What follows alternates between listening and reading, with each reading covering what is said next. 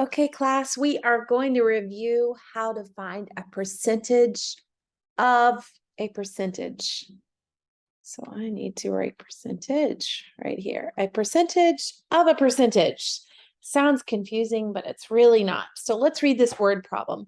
Kristen spends 30% of her savings on a watch and 60% of the remainder on a dress. What percentage of her savings is left? So let's read this and find out what we know. Let's read it again line by line. Kristen spends 30% of her savings. So this is Kristen's savings.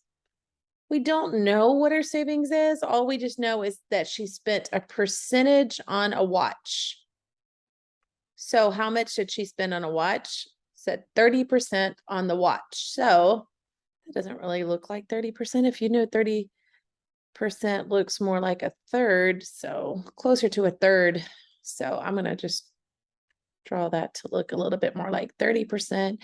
And this was a watch. Okay, so 30% was spent on a watch. This would be the remainder. This right here would be the remainder. This is her remainder. We know that the remainder is 70% because she spent 30% on the watch.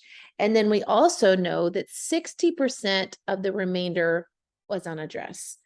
So half would be about right here. So I'm just going to mark a little bit over. And then we know that 60% of the remainder was spent on a dress.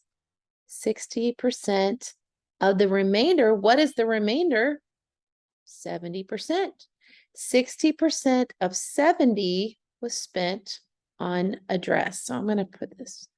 This is how much she spent on a dress. So we don't have a value for her savings. We just have percentages.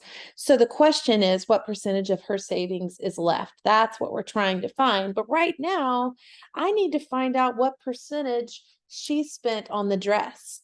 I know she had 70%, but she spent 60% of that. Well, let's do some estimating before just to get a reasonable answer in mind. What would half of her remainder be? 50% of 70%. Well, 50% of 70 is 35 because 35 plus 35 is 70. So I know that this is going to be a little bit more than 35% because it's 60% of 70%. So just to keep that number in your head, I am going to, so now I need to find out what is 60% of 70%. So in this instance, 70% is the whole. That's my entire amount.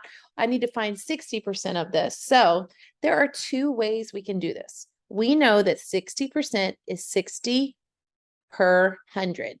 That's what percent means. 60 per 100 of 70%. So we can multiply times 70%. So we would multiply times 70.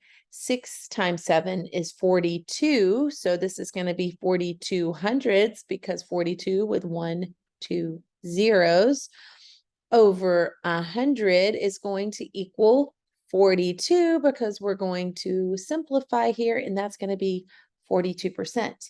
Now, another way you can do this is you can say 60% of 70%. We can multiply, because when we say of here, that's really what we're doing. We can multiply 60%, which is 60 per 100, times 70 per 100, and you're going to get 42 hundredths.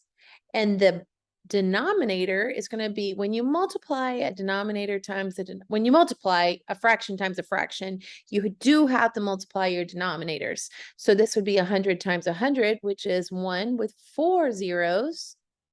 1, 2, 3, 4.